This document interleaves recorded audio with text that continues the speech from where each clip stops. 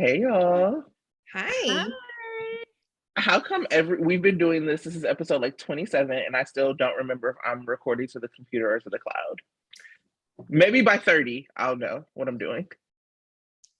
We going through our podcast Saturn returns. Oh, we are. How special. And we have you back, Tanya. We're so glad to see your face. Thank you. I missed you guys. I know that you were conferencing and I followed along some of your tweets. there's Democratic Party is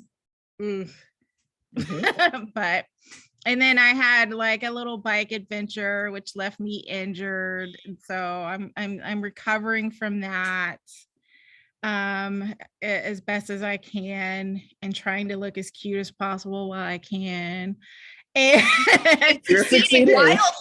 Wildly succeeding. So it's been an interesting week, and so it's good, more to come, but awesome to be able to come and talk with you guys about my best distraction, General Hospital. That's right. Love it. So. And we haven't seen you. We haven't talked together since we heard the news of Sydney leaving. I know. So sad. Really, I'm sad really too. I'm sad, but then I'm also really not only proud but happy for Sydney to be able to make this decision.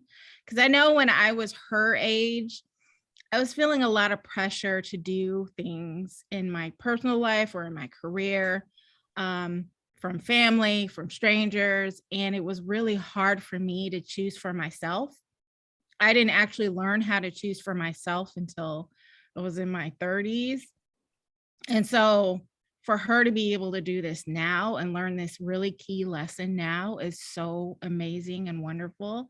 And I'm so happy for her that she's able to do this. I'm sad because I know the chemistry between Nicholas Chavez and herself was so amazing, and I'm going to miss that dynamic. But then I'm also excited for this new actress to come in because she looks beautiful. I'm pretty sure she gets amazing actress, and I'm so excited to lift her up. So I'm a mixed feelings, but mainly just happy for Sydney. So yeah. I mean, it's really special what she created from scratch, right? Like she went from being this sidekick character, and we talked about this last week, to being somebody who is going to be recasted, somebody who the show believes needs to be invested in, and that's based on what Sydney built with Trina. We've seen Black characters disappear, people who are from like major families, right? Yeah. With like, John just being like, I gotta go to San Francisco all of a sudden. Right. And so like knowing that what Sydney built as Trina is so integral to the show that they had to recast her is very bittersweet to know that to know that Tabiana had like auditioned for Trina before, like this is not her first go round. She seems like someone who is very intentional with her acting, and like intentional with like her study. So obviously sad to see Sydney go. We'll never not be sad about that. And like you said, like ready to welcome in a new young Black girl to the canvas. And we still have one more week of Sydney, so I don't have any additional words at this time. I'm saving them. Trying to hold, not at the beginning of the episode. I'm trying to keep holding together, y'all. I know. I remember like when the news dropped, I just like looked at my phone and I put it down. It was so funny. Sandra was like, "Did you see?" I was like, "I saw hours ago." Like I was just devastated. So anyway, we're gonna talk about her amazing performance this week and some ensemble stuff. So y'all ready to get into it? Yes, let's do it. Okay, so let's get into this recap. I'm doing them more as like bullet points, so it's not, I feel like if you're listening to us, you watch the show. Yes. So Sasha and Brando eloped in Niagara Falls. Unfortunately, she was sky high on pills. She was, dry swallowing them, swallowing those pills. So yikes. Elizabeth and Finn put their relationship on hold.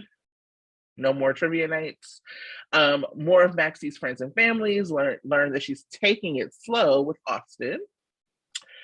Laura, Drew, Sam, and Dante teamed up against Victor. Peter named Britt the executor of his estate, leaving all his belongings to her to torment her. Sam, Drew, and Dante bring Maxie and Britt into their plan and plant a tarot card for Victor and Peter's belongings. Top Shelf, which is what I call the Sante New Drew thruple, are planning to use Drew as bait and find out what Victor wants for Drew. They think it is one of the classified military missions that he did when he was a SEAL, but Drew confirmed that, and Andre Maddox said that those memories could not be recovered. Victor doesn't know that. We actually also have not been clear about what memories Drew still has. So I still have a question about that, but I'll stick a pin in it. Mm-hmm. Speaking of Victor, he convinces Ava and Nicholas to make their vow renewal a family affair and invite Spencer. Spencer and Trina run into each other in the cemetery, and he complained that she has not visited him at Spring Ridge, so how would she know about his behavior? Their entire sociology class saw the video of Josh and Cam at the cabin. Josh pointed the finger at Esme, and Esme blamed Trina. Trina snapped, and it was delicious. Carly supported Josh while Elizabeth supported Cam in the aftermath. Esme called out Spencer on his close relationship with Trina, and told him about the Chaos sex tape. Spencer used his jailhouse burner to text Trina and check in on her. nuJordan put Sonny on notice that his current slate is clean, but she will come after him if he does anything new, which happened in a very strange and chemistry-filled exchange. I was confused. Anna and Felicia are headed to Austria to investigate Luke's death, and Ryan is Esme's daddy. Whew. So that was the week. I will just say, up top, very short, my favorite moment was the line, "Who the hell are you calling dysfunctional, you conniving bitch?" What were your favorite moments of the week? I'll let Sandra go because I'm going to tie that in with my performances. Great. Well, my favorite moment was Sprina running into each other at Courtney's grave. There's so much to say. I won't say it all. But I really love salty Spencer. I like his father, as Esme references later in the week. He's also a man of singular focus. When Spencer has his sight set on Trina, it's just bam, bam, bam, bam, bam. I gotta get the information that I need. I gotta get the affirmation that I need. How would you know if I'm behaving well when you haven't come to visit me? I felt that in my soul. Well, how would she know? But you know what? He's not been on very good behavior, because this actually kind of gave us some context to what a little pouty rage monster he's been in Spring Ridge. And what we actually know about Spencer consistently is this always happens when he's away from Trina for too long. He is a little monster. But I just love how it was just made so much more explicit by him continuing to be so, how would you know when you haven't visited me? And then him talking about Courtney and kind of Trina gets a little soft with him for a second, and he takes that moment to be so are you gonna visit me or what? And it just helped to remind us that it had me revisioning the scenes where the earlier Spring Ridge scenes with a little thought bubble over his head. But when is Trina gonna visit me? And I like that Spencer is both his best self around Trina, which is something that we see time and time again, but I also like that he's not perfectly well behaved around her either. He's not just all of a sudden snap perfect and says all the right things. He actually steps in it quite a bit, and that's part of the charm. And I also love that Trina would not let Spencer off the hook for his jailbreak, no matter how much he tried to spin it as an off the book furlough. And like she like shoves him because she's so frustrated that he made her like cover for him, and she stonewalls him about the gift and whether or not he's going to visit. But we actually also know that this whole time that he's been in Spring Ridge, we've been seeing a different side of Trina's feelings. That we've been seeing her be soft with Laura about him and like defend her relationship to him, to Joss, and like tell her like this is none of your business. And so I like that contrast. And I feel like there's also like more to come in terms of them being more real about their relationship, or at least I hope. And I especially loved that moment when he said, "Nothing you say is lost on me." That was the one that really, it got my little heartstrings. And so like by the end of this Sprina scene, we're left with the two conclusions, which is she says she's going to give her review about the gift that he so desperately needs the review about after he finishes his sentence. We'll see if she sticks to that. And Sprina has a secret. Sprina has another secret. And so there was a big emphasis on them not telling anyone that they ran into each other so they don't get in trouble. And so I think we're going to see that play out in their plot this coming week and possibly beyond. So that was unsurprisingly my favorite moment. Yes, I couldn't pick it as my favorite moment because like there's Salty Spencer, I'm Salty Tracy. Like I think that if one of the reasons I've been like so into like the very, very slow burn of Sprina is I'm like, we have this payoff, Sydney and Nicholas is gonna be great. And to know that like we only have maybe one more scene of Sprina left with Sydney was like really hard to like watch this not be a tender one. So for storyline purposes, I completely understand, and they played it amazingly. I just like imagine Spencer going to bed every day sad that Trina has not visited him, and then waking up the next day like maybe today is the day. But also just like wanting a little bit more tenderness from them because like Sydney's leaving, like wanting like a Sprina kiss between the two of them, with him being on his unofficial furlough.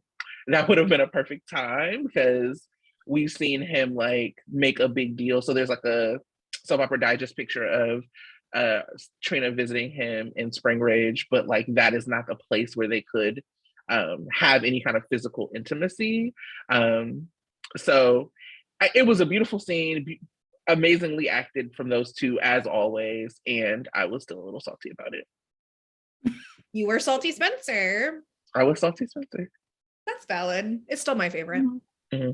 Yeah, I wasn't necessarily salty. I was hoping for a little bit more, romance, like you were saying, just because of how they left each other was very romantic. And so I felt like that feeling would still continue. But then I also thought, okay, so he's actually on the lam, and so he needs to be fast and he needs to be to the point. And Trina is seeing him on the lam, and that's not exactly the ideal situation. And so that made me understand why they weren't necessarily, making out at the cemetery. And then plus why he was at the cemetery too. So it just makes me understand a little bit more that wasn't going to happen. That wasn't the place. I actually really admired how Trina behaved towards him. Because, I, like everyone else, wished that Trina would go and visit him. That's what I wanted. I wanted her to be there every day, and Esme seeing her and being pissed off and all that stuff.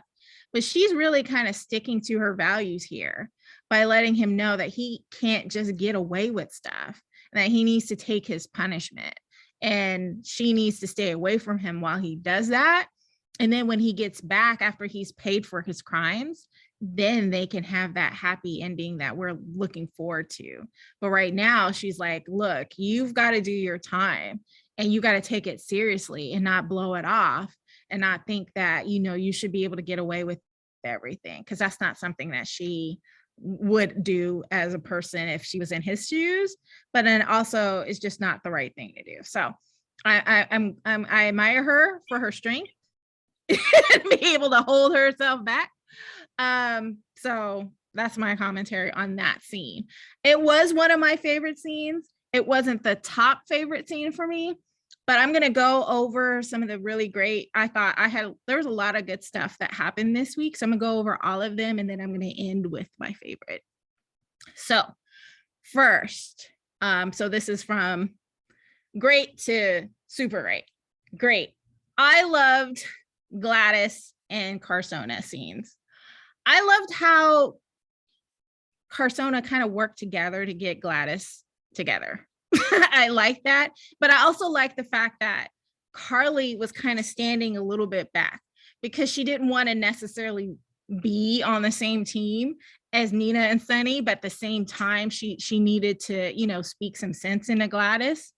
And I thought at first that Nina was actually going to be against what Carly said. I think there was a scene break where she was like, actually, I agree with Gladys. And then I was thinking, oh no, don't encourage this behavior, Nina. But she ended up seeing the light and actually agreeing with, Carly and Sonny. So I like that moment. My favorite line though was Gladys. Oh, I'm sorry to interrupt your date. That was amazing.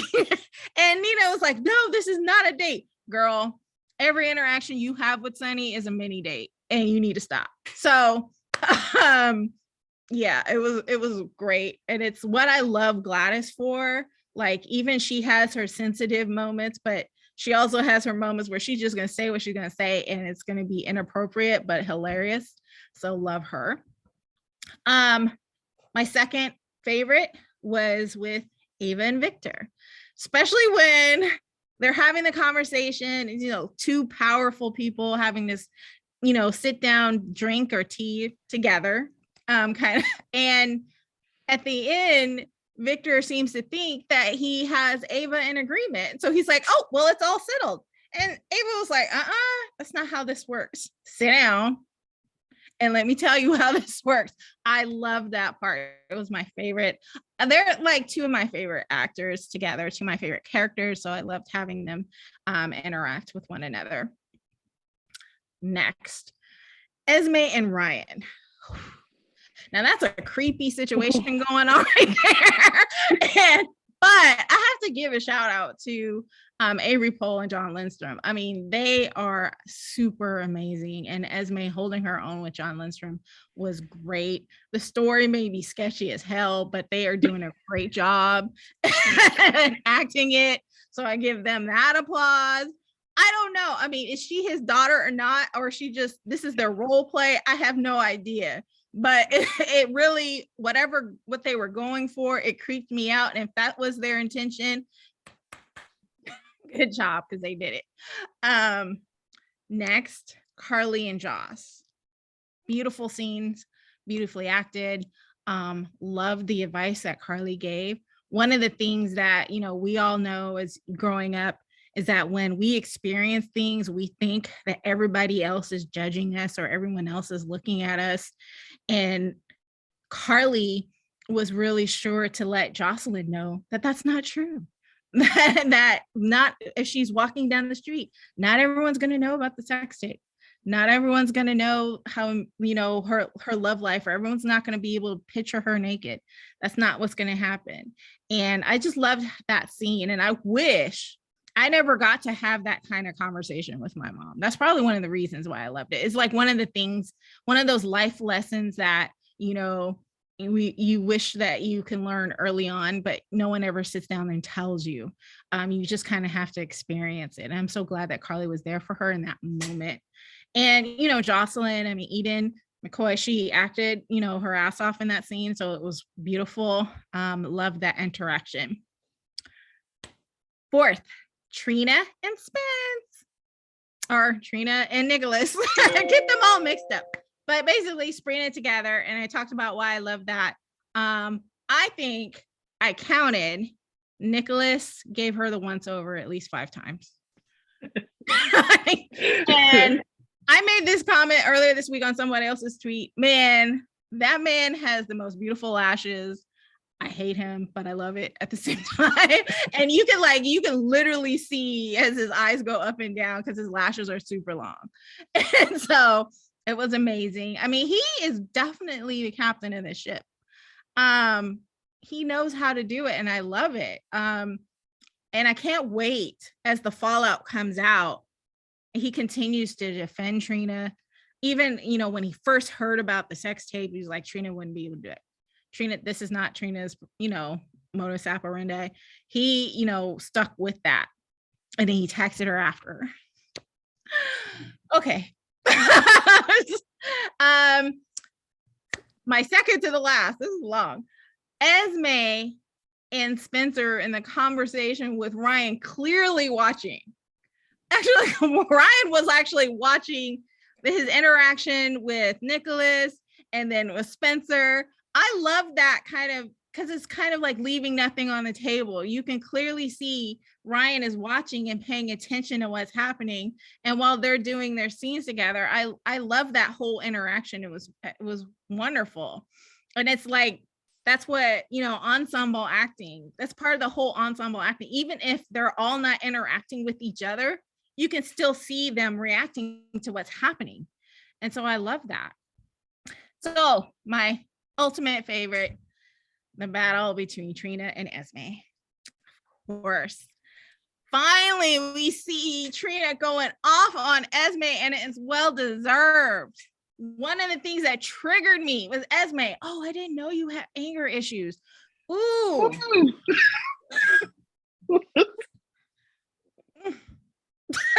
Sorry. I had anger issues when she said it. It's like, this is typical Karen white girl behavior, doing stuff to trigger Black women and then making us seem like the bad guy for having a reaction.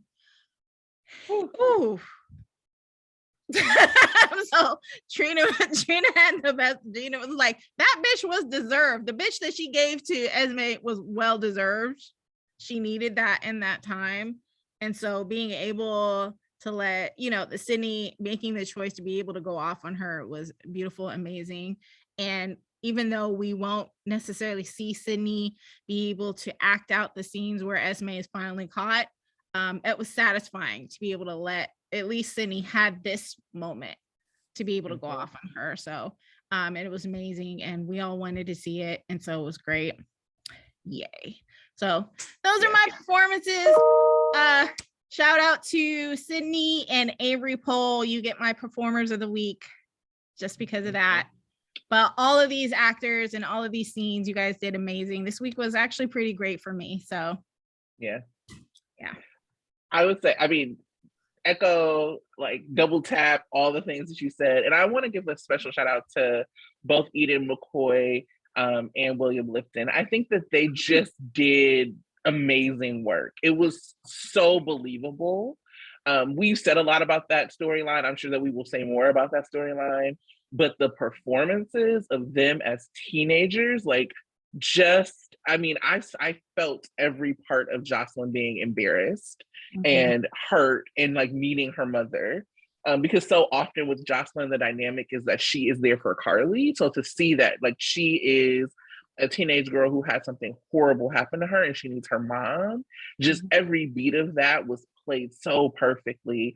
And you can see the relationship between Eden and Laura Wright, just shine through with that. That was because of that. That performance was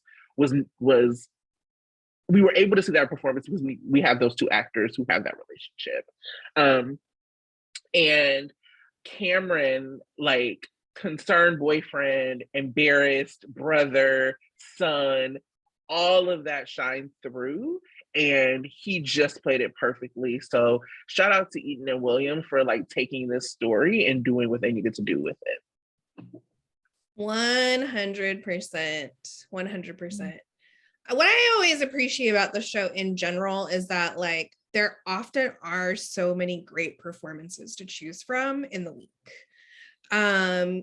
Whether those performances are big things that we really associate with soap operas, these big moments, but also a lot of really great subtle moments, just because the cast of GH is so wonderful, and really above like sets a standard for daytime soap actors. Absolutely. And I think this is like, because what my what's working on the show right now, like my take on that actually very much has to do with the young adult performances. I just really, I mean, I'm obviously in my feels with Sydney leaving, not just because of Trina, but because of this, like the way that the young adult ensemble works together. And so I really just, both because of the timing, but also because of the performances this week, wanted to give some shout outs to the young actors. So like all of the OG teens, right? Trina, Cam and Joss, like we've seen a tremendous amount of growth in them in the last year. And so I just can't help but be super proud of them. You know, we've been watching them grow up on screen for a while, but I really wanted to start out by shouting out William Lipton as like one of the young actors we've seen grow the most. William had a lot of like big material last year with Franco's death and the fallout from that. And on top of that, as an actor, he was also losing his scene partner and mentor in Roger Howarth, and that was a really big deal. And so he was holding a lot of really big, really intense performances. And so now we're seeing like less than a year later, he has this is his first big storyline since that. And with the sex tape, and I appreciated how different his characterization of Cameron is, and it's so grounded now. Like it feels so different from last spring. Cam has matured. You know, he and his William's performances have mirrored that. They're so much more subtle and understated, both in his reaction to the tape being broadcasted in class, like the shock, and how it was very different from Jocelyn and how that really makes sense. And his reaction to like what was going on between Joss, Trina, and Esme, even though he wasn't a big part of those scenes.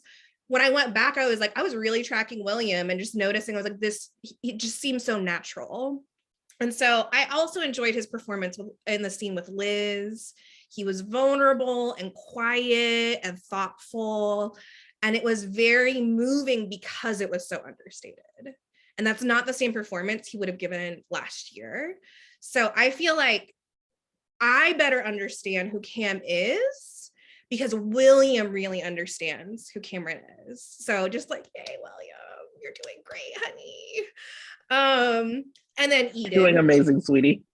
Oh, you're doing amazing, sweetie. Eden has been like a solid young actor who can hold her own with heavy hitters, like from the very beginning. She's been in scenes with Laura Wright and Maurice Bernard. And we'll talk about more of this later. Like and we've talked about this before, I don't love the way the storyline is playing out for her character, but Eden continues to show that she is a very strong soap actress who loves the genre, who understands the genre, understands the assignment, and she's been ready for more adult material, and she's really shown she can more than handle it. And so as upset as I've been with her, I felt gutted by her performance, like by Eden's performance and her just going through this really violating experience. Like the shock, how disoriented she is. And it's like her mind is racing and at the same time it's blank. And that's actually how trauma works. So I thought that her finding out and her like trying to process everything that was happening was like felt really real. And you know, as you named, Tracy, those scenes between Carly and Joss were perfect. And what you lifted up, Tanya, too, like it reminded me what I actually love about their relationship in particular. And like the Carly Joss relationship is very special, even amongst all of Carly's many children, right? There's something very special about her relationship with Joss, going all the way back to like her trying to, her being pregnant with Joss and how hard that was. And I loved Carly telling Joss that she's actually the strong one, not her. Because there's, as much as Laura has been a gift to Eden and a mentor to Eden, this also shows it's so clear that Eden is a gift to Laura as a scene partner. Like Carly needs the balance and groundedness in her character that those scenes with Joss provide. And so their connection is so vital. And I like Tracy said, I would like to see more of this and less of Joss supporting Carly. Yeah. Avery, we're going to talk about like Esme in greater detail later on the show. So I'm going to hold a lot of what I have to say, but we know the least about Esme's character of all the young people. And yet she has these really complicated backstories with both Spencer and Ryan now, you know, has been confirmed. And by extension, probably Kevin, if they actually are related. So Avery's both playing a blank slate and someone who has like a lot of complicated backstory that's very plot driven and secretive and twisted, and she doesn't know a lot of it, and I bet the writers don't know a lot of it either. So she's been walking this fine line since the moment she was on screen. And so with the Ryan and Esme scenes this week, I felt like we got the curtain pulled back, right? Like we got a little bit more insight into who she is when she's not juggling all of these different roles. And of course, she's juggling Ryan as well. She's trying to handle him too. So it's not like we can totally trust everything she says with him. But, you know, they're just like the way that she took a more submissive stance, even her voice was different. Her facial expressions were different. Like we're used to seeing John so masterfully switch between Ryan and Kevin, right? Like all of us have had moments where we forget that they're played by the same actor. Like I've straight up been like, we haven't seen Ryan in a while. I wonder if the actor that plays him has been unavailable. Wait a second, that's John Lindstrom. And I've been watching him play Kevin and Ryan for decades and I still forget. And so we're used to seeing actors play with him differently, but it's a different dynamic for Avery because she is hostile towards Kevin and wants to ingratiate herself to Ryan, which is something that we actually like never see. So I just feel like she's taken on so much with so little background information, and she's really running on the fly, but she takes the information she has and she just milks the hell out of it. And she makes this really rich performance every time. I'm not gonna spend too much time on Nicholas Chavez because, you know, we talk about him every episode, and I can say with the utmost confidence we will continue to be talking about him for as long as he's on the show. He's just like one of the most fully realized young adult characters, and part of this is because Nicholas Chavez, as Sydney named in her Soap Opera Digest interview that she had on Friday, like he knows his character so well, and he understands what to emphasize about Spencer in his performances. And so I love the way that he plays Esme, like the way that he plays Spencer against Esme, like similar to how you can track Esme based on how Avery plays her with different characters. You can do the same with Nicholas and Spencer. And so he's like this, like the sincere insincerity he plays when he's with her. And he's like gaslighting the gaslighter. And that there are ways in which it shouldn't be rootable, but part of it is Esme's so awful. And it's also because of the way that Nicholas plays it. He has a certain tone and expression when he's playing Esme, and it's a great parallel for Avery's performance. And so you can kind of see that he's been doing this with her the whole time. Like he's never been fully honest with her, but he's also like wising up to how dangerous she is. So his playing of her is ratcheting up. And so also just of all the teens, I tend to identify with Spencer the most, whatever that means. I can see myself in the way he handles her, for better or for worse. And that's like the strategy of it, but also that, you know, he's kind of a fuckboy, and well, that's between me and my therapist. And finally,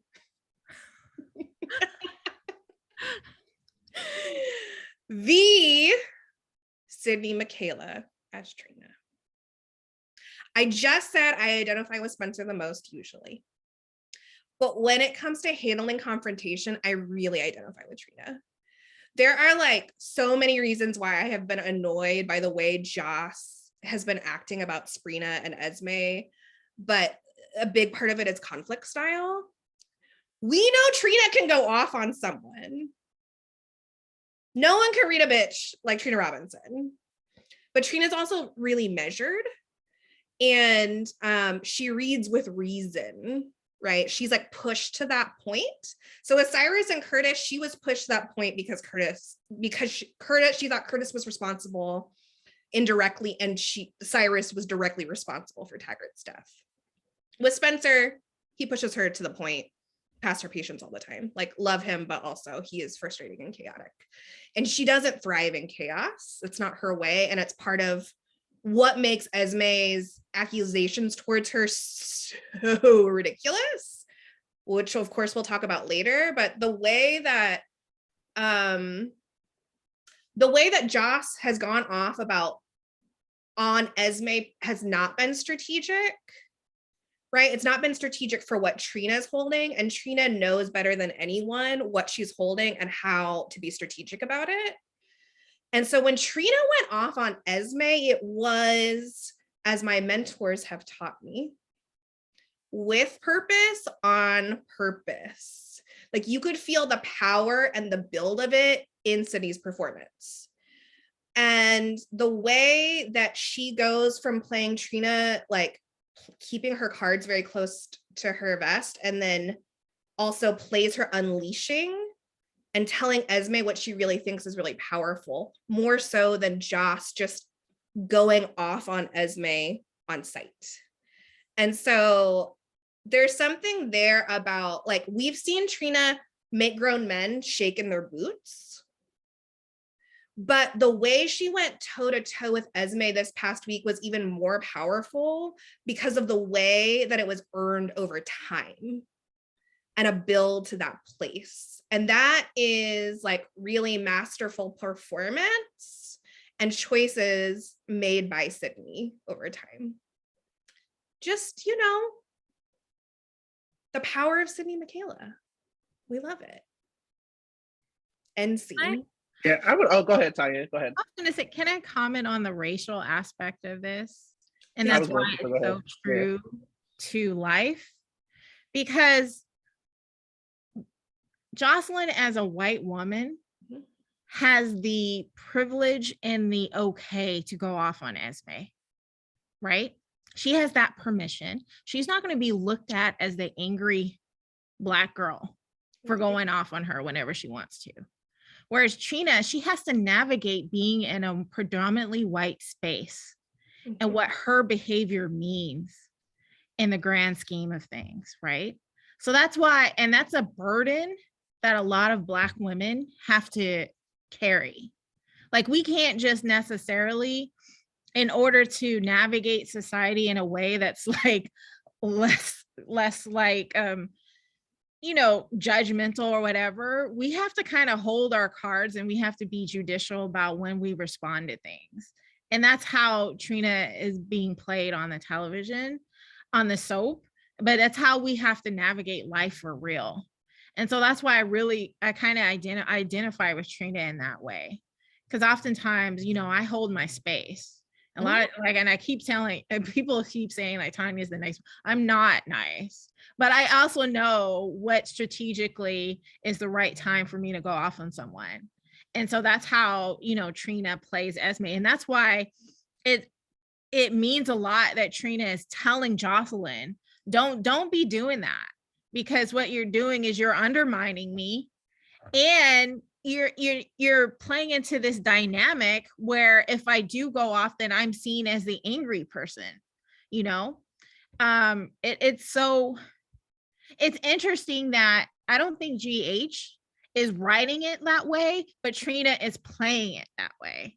And that's what's so amazing about her performance. She actually makes like some real life choices that we all can identify with, even if GH as a writing team has no idea at all. That's what's amazing. I would also say that, like, some people just don't like to go off. You know what I mean? Like, I think that there's been like this thing about her. Everything that you're saying is 100% right, but some of us just don't like to go off. Some of us like to live harmoniously and peacefully, and if somebody comes for us, then we go off. But like, that's not just like where we live. And so like, there's this idea that Trina should always have gone off on Esme, and it was like, for what? I said this before, and to the point of like it being earned, it was actually satisfying to see because Trina doesn't always go off on Esme. It's not satisfying to see a Jocelyn go off on Esme because Jocelyn does it all the time. It's on site with that bitch every day she sees her, right? Like that's how she is. But with Trina, it was like, I've actually let you go because you're not worth my time over and over and over again.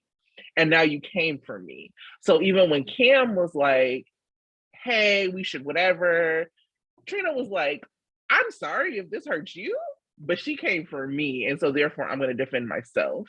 Mm-hmm. And so like, you know, I think for her, she hasn't had to like defend herself in that way. And with Jocelyn, she was like, don't do this with her because I don't want to have to be in a position to defend myself. I identify very much with Trina because it's like very measured. I am very calm until you push me. And I don't want to be pushed because I know what the other side of being pushed looks like. And that's what it was for Trina. She knows what the other side was. You saw at the cabin, Esme said something slick and she said, what'd you say? Mm-hmm. Because it was like, you keep coming and I'm gonna let you get right up to this line. And then when you cross this line, I'm gonna go off on you. And so I really appreciated that part of the performance. And from the Soap Opera Digest interview, we also heard that this was like Sydney's last scene that she filmed. And so just like knowing that that is like part of the way that she was able to close out her character on the show was really special because and I think it was also really necessary to set the next actress up for success. That it wasn't like this was building up and Sydney's Trina never went off and then all of a sudden the new Trina has to pick it up. If you think about the way they transitioned like the Carly that didn't work, it was like Tam's Carly walked in on Sonny and Another Woman on a Friday and they picked up on the Monday with this other woman like reacting. And so it really feels like they're wrapping some stuff up for Sydney's Trina to set up Tabiana's Trina to be on the other side of these things. So she's already gone off on Esme. She's already like, you know, had her moment with Josh, but also told Josh she now supports her. So I feel like that is like actually happening. I think some other things that you said, Cassandra, I don't actually have to go through like a lot of what I thought was working because you said so much. I have like really been skeptical about the GH like sex tape storyline. And I think there's this narrative about like this, it's just soaps, like whatever. And part of that frustrates me a little bit because like I've been watching soaps my whole life. Like I was in the womb hearing Marlena Evans' voice. So I'm really clear about like what soaps are. And I'm really clear that It's Just Soaps has strategically and statistically excluded people of color and Black people specifically if you're not a white cis man, It's Just Soaps has actually never worked for you. And so there are like times where, of course, we understand the genre. And so therefore we know that there's a paternity thing looming with Trina's character. And we know, and most of us realize that Esme was Ryan's daughter a long time ago. But there are other ways that we want you to be sensitive to the times that we live in with It's Just Soaps. And so that same thing happens with like a sex tape. We just want folk, and we've seen this, and this is actually what worked for me in the fallout of Cam naming, this is hard for me, but they're slut shaming Jocelyn, right? Mm-hmm. It was part of what we wanted for the fallout of what happened with Trina being drugged. You actually don't get to just drug a Black girl in the woods and not like have that mean anything. And so this fallout from the sex tape is what's working because it's like actually doing that. You're actually seeing those impacts. We'll see what happens in the long run, but Friday we really saw that. Mm-hmm. I was pleasantly surprised. And the Jocelyn Carly relationship specifically is something that's missing for Carly's character because we haven't seen Carly have that relationship with somebody since like Julie Marie Berman's Lulu. That relationship especially for like the kind of scheming, complicated women on canvases, is necessary, which is why the Trina relationship was so necessary for Ava. That you were able to see, like, yes, this is somebody who, like, Ava, when she called the police on Spencer, she like had a conversation with Trina. It was very beautiful. She checked in on her girl, and then she was like, and now I'm here for you. But that balance is why the people who love Ava and love Spencer were like, yeah, that was a mess, but I get it. And Carly has not had that. They've like, after her and Lulu were no longer in relationship, everybody has been about supporting her. She has not been supportive of anybody else, and that really hurts her character.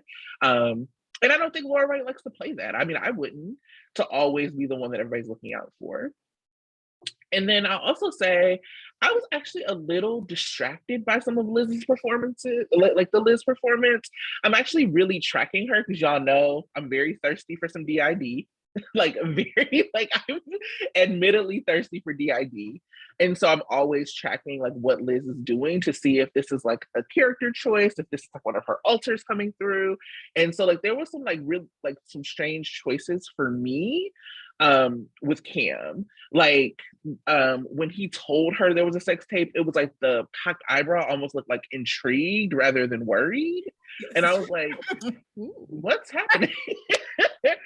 Like, what? Sex tape? Yeah, like, or not that she wanted to see it. I'm definitely not saying that. So like, please don't come for me. But like more like, oh shit, that happened to you, as opposed to like, oh my God, that happened to my son.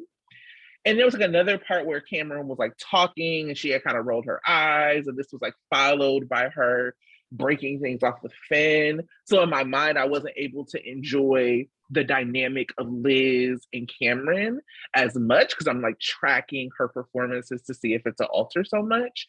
So I will probably go back once we fully know what's going on with Liz to like look at those scenes again.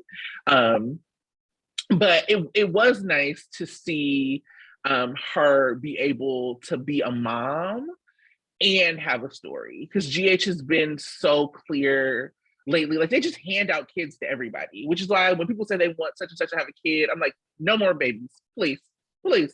Because y'all keep handing out babies to people and people are not able to like be parents and hold a storyline. It's either or. And so it was really nice to see Liz be able to do both. And so that's what's working for me. Mm-hmm. Yeah, I also was distracted by some of the choices and was holding is this like acting choices as Liz? Is this like alter choices? What is this? Not as distracting as some of the other weird things that are happening on the show, but I was kind of like, huh? And I could at least grasp myself into like I'm feeling for Cameron right now. I'm confused by Liz and I'm feeling for Cameron. I mean, it was so important for me that he named, because I saw like a bunch of the timeline, like, oh, Cameron deserves a point of view. And I was kind of like, I don't understand like why people thought he wasn't gonna have one. But, you know, like people were like mad that Jocelyn like first pointed the finger at him, or not even, she didn't even point the finger. It was like really weird editing to make it seem like it. But if this happens, that is the first person that you look at. You know what I'm saying? Like you do look at not saying that he leaked it, but like, did you film us? Like nobody believes their partners would do this, and people's partners do this. And so that is actually the very smart and logical first person that you would look at. And that actually isn't what even happened. She was shocked that he asked, and she like was like her, like as Sandra said, was like letting her brain go. But the point of view from Cameron as like both this happened to me and I'm a supportive boyfriend worried about my girlfriend was like one of the things that really, really worked. And GH is so heavy-handed and like doesn't do nuance well so often. So I'm really glad we saw that nuance in that performance in that scene. Just the kids, they're doing so well. So yeah, so what worked for me as well, outside of the kids, I am liking the investigation into Victor. I'm liking that the vets are working together take him down. I'm liking that Ava is working with Laura, though I was kind of hoping that she would still keep it a little bit of a secret from Nicholas, but she decided to, stay loyal to her husband, bygones. But I think, but I like that she's involved and that they all have a caper. I like that. And so I'm enjoying that story. I'm not so much enjoying the fact that Drew Lavery is involved. I think that's a little boring, a little bit. It's kind of going back to the whole, I'm being manipulated and brainwashed thing. I'm over the brainwashing. But it's a little different now that he's pretending to being brainwashed. But I'm also thinking, okay, so what if he goes in with the intention of pretending and then still actually is brainwashed? I'm like, that still can happen and I don't want it to happen. So I'm not as excited about it. I'm glad that Dante's part of it because, but but it's not as exciting to me or enjoyable to me as it is with the vets trying to figure this out. And it would have been great if Laura could have gone to Austria, wherever they're going, but she decided to stay because yes, she still has to deal with her family. But I'm enjoying, so that caper is working for me. Liz's story, I am excited that she might be DID, but it's not working for me now because the pace of it is too slow.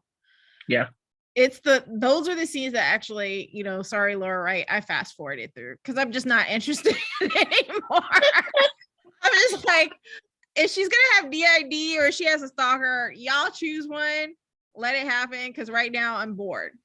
I wasn't excited that she broke up with Finn. It was boring. I fast forwarded through all of it. And I only watched it when I found out it was actually a breakup because I just thought they were just talking. Again, just going over it all again. I'm just like, no. But it was actually a breakup. Then I was like, okay, let me go back and see why she broke up with him. But I needed to move forward faster. I also enjoyed, the little mini caper that Maxie and Britt went through and trying to slip the card in, and Victor kind of fell for it, but I like that. It was comedy. It was great. But again, I kind of fast forwarded through their scenes too because I was just really more interested in the teen stuff and Victor and Ava more than anything. But yeah, the caper, I kind of went through what's working for me and what's not working for me at the same time. Sorry, I kind of just blended that in. We're doing our thing. There are no rules. We're just doing it. Yeah, so I guess so now since I've talked about what's not working for me, you guys can go. Yeah. I loved it. I always am like, I always blend them. And Sandra's like, so did you like that? Or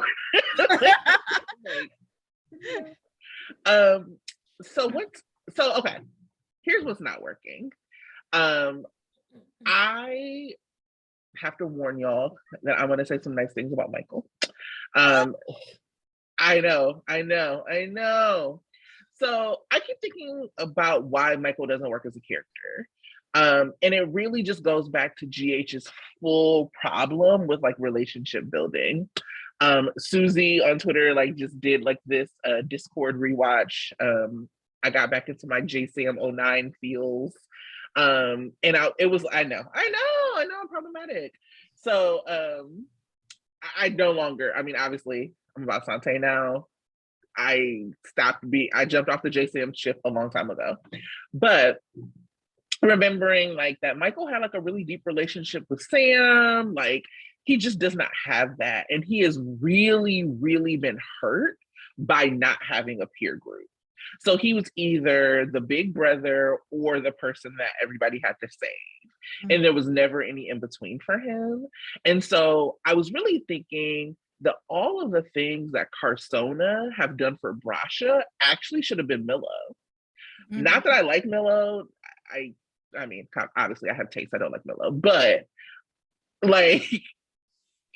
I think that it still speaks to relationship building. So when he got with Sasha, we got this, like, back in the day when Michael got with Sasha, we saw him be a little fun. He was both a quartermain and a Corinthos. He got to take, like, swoop her off to the island and show her he was rich. He was a little flirty. Like, that was, like, aside from Michael, like, taking Avery from Sonny, this was, like, my favorite Michael, because we actually saw him have fun and not really be all up under Carly's thumb either, right? And so the show clearly thought Milo was, like, the couple, like, they were the couple they were building to. And so Sasha and Chase, Chillo, and whatever Michael and Sasha were, whatever that was called, were, like, the bridge couples to Milo. The problem is that both of those couples were better than Milo. And so instead of course correcting, they just, like, kept forging ahead on some plot and didn't take a minute to look at relationship. When it comes to, like, a Brasha thing, like,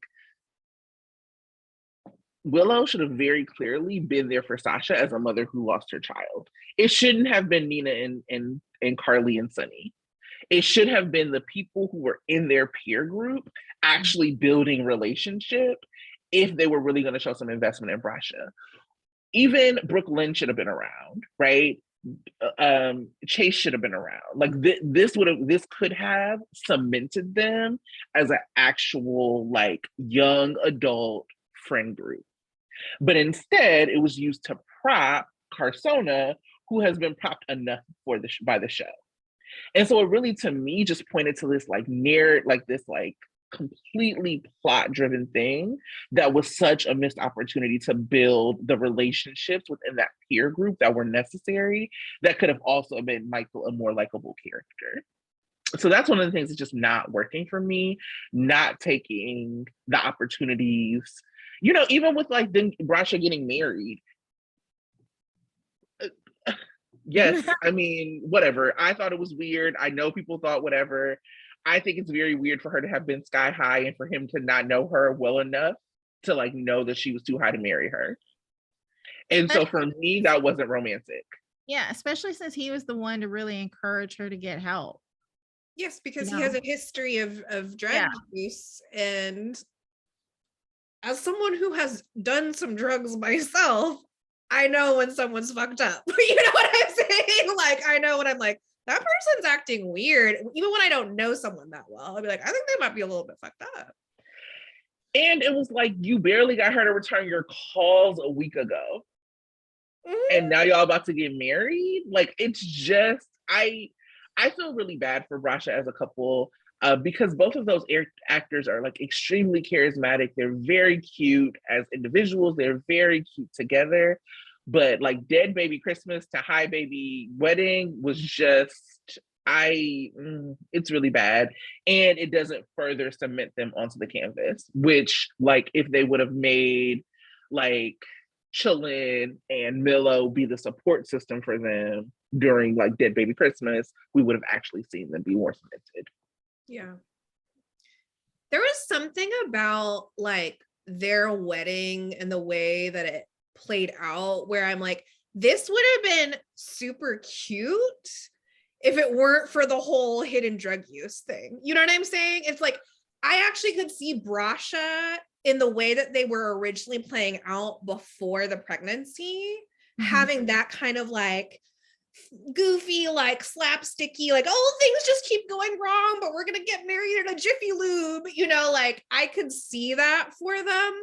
But it's the Dead Baby Christmas of it all that happened before, and the weird fallout from that, or lack thereof. And then knowing that Sasha's holding back this really big secret, it's extremely off-putting. It's even more off-putting than if they had kind of, like, a sad wedding. You know what I'm saying? Like, like, the fact that they tried to make it cute on top of the fact that it was disturbing was, like, extra yuck. And the actors don't deserve that. Yeah. No, they're so good. I mean, like their chemistry when she was pregnant, they would have their like very cute moments. And that's why I understand why they have fans. And I would be invested in them as a couple because I think they have amazing chemistry and they're super adorable. But it's just the story has been so unfair to them. And it's such a miss for the show because it could be so much better. Makes me feel sorry for Brando as a character because he's so sincere in his love for her and wanting her to be happy, and he's so emo and just like I'm sure he's going to be devastated to find out that his wife was high the whole time when he thought he was having a sincere mutual romantic interlude, and that wasn't happening, and I feel so bad for him. I also want to note to shout out to the characters of the mechanic and his wife. They were so adorable. I'm a little creeped out by them, actually. I'm like, are you asking them to swing? Because this is very weird. I didn't get that vibe. I don't know. I just thought especially the wife, she was cute. They were very sweet. Yeah. And maybe I missed some cues because I was kind of fast forwarding, but I thought they were adorable. I could have been making up some cues because I'm a mess. Well, I feel like people are reading them as like swingers and or potential murderers, and I don't know if that has to do with just like how wackadoodle the rest of the show is, or like are those vibes really? There were a lot of weird vibes this week, so I get why people would have, you know, conflicting vibe checks on the storyline. The daddy versus zaddy of Esme and Ryan. And that was creepy, and I was actually watching that closely, so I felt it. But the other, you know, the Sasha scenes, I wasn't watching that closely. I just thought, oh, they had to stop at the shop. Oh, you know, they meet these, you know, I thought it was weird that they're like, oh, you can sleep on the couch and your husband, one of you can sleep on the floor. I was like, okay. But I didn't like, yeah, I didn't and really. They just had an available boombox. You know, because technologically it's like 2001 in this world. Just put on your Backstreet Boy CD and we'll get it going, get the wedding going. Well, they said in the news actually on Good Morning America that CDs are making a comeback. Vintage. Yeah. Sure. Like it's a great way, like I think was it Tony DeCopel was saying it was a great way to put in a CD for your kid and then have them with their own boombox so they can be in their own little space, and then you can have control of your iPad again. I don't even like kids, so that sounds like sure. Sure. I like that. I don't even like kids, so so I do want my iPad back. Actually, yes. My iPad to begin with. Great. I will say one last note on the Brasha couple is I loved their Titanic sex, no kiss sex scene where like the only thing that we really saw of them was just like the hand, and I was like, I love it. It was actually one of the best pandemic pre like kissing again like love scenes I've seen. So like I joke about it being the Titanic thing, but I also just liked it because I also really love Titanic. But I haven't liked anything that's happened with them since then, except for, I never want us to forget this, when Brando was a stripper. What happened to that storyline? I loved that storyline. And you know who else loved it? Eden McCoy. She was getting her whole life. Her whole life. Like, oh yes. He's like, I'm in the grown-up storylines now. I loved it. Bring back stripper Brando. That's something that can make the show work. Mm-hmm. That's why if she does end up having an affair with an older man, it will work because she wants that. Yep. I'm ready for it. All right. So other things that are not working on the show, I don't even know where we are. We've taken a turn. Not working. Yeah, I'm still not Chaylin yet. Say more.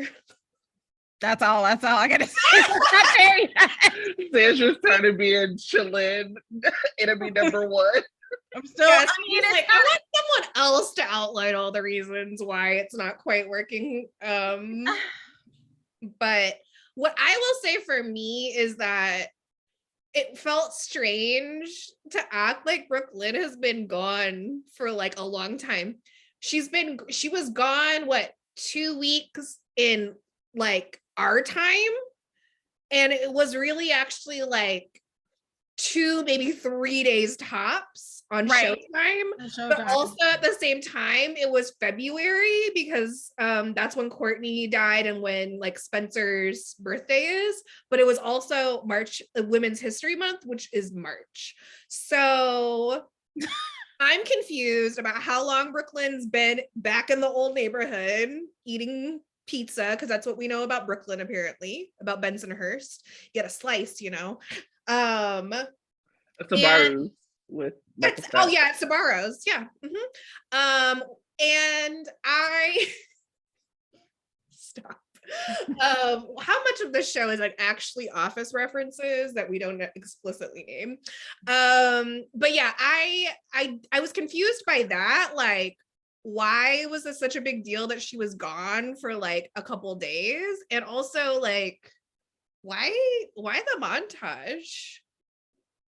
It just felt like, does this couple need was this just all their scenes that they've ever had together? My favorite was actually Chase talking about when he texted her. He was like, how are you with the U? And she texts back a thumbs up. It's like y'all are trying to do the Sprina texting thing, but like you're falling short of the glory. Like the Sprina texting thing works, A, because they're babies, and B, because they actually have chemistry through text message. I don't know how, but it's real. And there's like, I was like, how are you gonna be Spencer getting a hold of a burner in prison and like hiding it from his girlfriend? And I'm pretty sure that phone is just for Trina Robinson emergencies. And so until Chase is that level with his texting, he should leave it alone. I have this in a hot take, but I will say this about Chillin. I actually think that these are two very beautiful people, and I actually want the relationship to work. It is not there for me. And part of it is, I actually wonder if Josh and Amanda should hang out outside of work, because it is clear that he is friends with Katie, Willow. Even in the short exchange they had in the hospital, he kind of lit up with her. And it wasn't romantic, right? Like, it wasn't that. It was like, oh, that's my friend, right? And in that part of the Brooklyn and Chase dynamic has actually been missing. So there's like so much of that. Like, he actually, it is like watching stage directions with them. You kiss now. You like each other now. You flirt. And it doesn't feel very natural with them. And it's not that they are bad. Like, it's not like they have anti-chemistry like Liz and Finn. Like, it's nowhere near that level. Because then I wouldn't want them to work. I just think that because they're both cute and they have Kim with other people and like they've been in good relationship with other people, Brooklyn had more chemistry with Michael. You know what I'm saying? Like, it is just, I don't know, there's something that's like natural that is not happening with them. And I don't know if it's because they're in their heads, because they're like, we are supposed to be a couple, we are building something, as opposed to like, we are just two people who enjoy being around each other. That is like the part. So once they get over that, for me, I think I can be into Chillin. I don't know if I would ship it, but I could be more into it. I am rooting for them. I want them to work because I think the show needs couples like them, but they're just not there for me yet. If I did a comparison between Chaylin and Sante, like that one scene with Sam. How would we do that? And well, I'm like comparison. Like like with Sam and Dante and Liz's house, and you know that scene that I videotaped where Sam was just like, I ain't trying to give that person a ride. I mean, the way that was like an automatic thing where you have to be totally comfortable with a person, especially if you know a woman, she does a little swipe to the dude, you know, to the guy. You don't normally do that with people you're not comfortable with, right? Right. And you know, so it's like an automatic chemistry relationship thing that happens between couples. That's why it seems so real to me, and so why it works. Shaylin doesn't have that, and they're supposed to have been friends beforehand. Dante and Sam weren't necessarily friends beforehand. They saw each other, but they weren't hanging out together and doing things together the same way that Shaylin was supposed to have done. So it's weird. It's like they don't have that closeness, that relationship thing that Sante has. And so Sante works, but Shaylin doesn't work for me. Yeah, I think that there's also something that was a little unfair to Chalene of like us hearing about their relationship but never seeing it play out. So like I was like thinking about why some of the other couples like J-Sam, or even like if you I can't even talk about other couples, I'm not even gonna go there and pretend, but like if you are a fan of those couples, like you can, there's so much of their stuff that's so rewatchable because it's just them hanging out, right? Like even with Sam Trick, like there's like just them being at Jake's like playing pool. Mm-hmm. We don't have that for Chalene, so they were never able to like really build these like moments that were just flirty, just fun. And to Sandra's point a couple weeks ago about like the problem with some of these like legacy characters is that we don't actually know what Brooklyn's about. Like I forgot Brooklyn actually worked in deception. Mm-hmm. So much of her character, even when they were younger, was her like singing, and so she doesn't even have that. So they had her be in this baby swap, but that was her only personality. Yeah. And that actually does impact relationship. It actually does impact like the character relationships that you can be in. And now we've taken being a cop away from Chase, which you know I'm into, you know, defund PCPD. But like, what is his identity outside of that? And so I think that hurts both of it hurts both of their characters, but it actually hurts them as a couple. Yeah, because I just find myself being like, okay, so what's Chalene gonna do now? Text. Like literally, what are they doing as characters? Texting each other. You up with the you. But you up to Bible study? Or I'm being rude. But do puzzles, because that's what they were doing. Yeah, I think also part of the problem was that so much of their friendship buildup happened with Brianna Lane, the other Brooklyn. So they actually did have moments that weren't plot driven, that were about building their relationship, not to the extent that I think GH has invested in couples in the past, but it was with a different Brooklyn. And I don't actually feel like the other Brooklyn had more or less chemistry with Chase. It was just like a little different. But I feel like they took away the singing with that Brooklyn, and then she came back with this scheme, but then we were never really allowed to let her be like a full-on schemer. Like she had to be like the schemer with a heart of gold, which I'm not necessarily against that trope. I like that trope, but we need to see someone do the scheming and be honest about it and not have this whole like she's so brave and pure narrative about her. Chalene. I was not expecting to go off about that. Me neither. Where are we at? Might need to go into our deep dive. Yeah. Because that's also more stuff that that's where a lot of my stuff that wasn't working had to do with some of that Esme writing. So let's transition into the deep dive. So deep dive, we're actually just gonna, because we've been talking for so long and I think we've gotten into this, I'm gonna shrink it. I wanted to talk about Lisa Niles and that storyline. So I'm gonna just do the beginning and then we can transition into talking about like how it relates to Esme. So Lisa Niles, so Robin and Patrick, known by their couple named Scrubs, were happy with their daughter Emma, and they needed to have an obstacle. So we had done so much with Robin and Patrick. They had overcome so much. We had like a whole spinoff with them on night shift. And so they needed to have an obstacle. Patrick was a reformed hoe turned family man. So what could that obstacle possibly be, you ask? It was an ex-girlfriend from college. In walks Miss Lisa Niles. She was obsessed with Patrick, but was kind of normal. So it was like almost like gaslighting to the audience. Like, is something wrong with her? No, she's normal. And she started dating his brother, Matt Hunter. But because she was so clearly into Patrick, that didn't last. And so while Emma and Robin were out of the country, it's set in Africa. I need them to realize that Africa is a continent. That's an aside. Patrick and Lisa have a one-night stand. They agreed that it was just a one-night stand. It shouldn't go anywhere. They weren't going to tell Robin. Patrick tells Robin anyway. And that's where it gets creepy. She starts taking Emma without her parents' permission. So like she took Emma to like ice cream and Robin was like, what the fuck?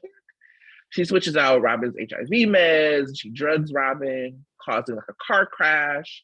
She gets in league with Anthony Sakara. It was just very, very weird.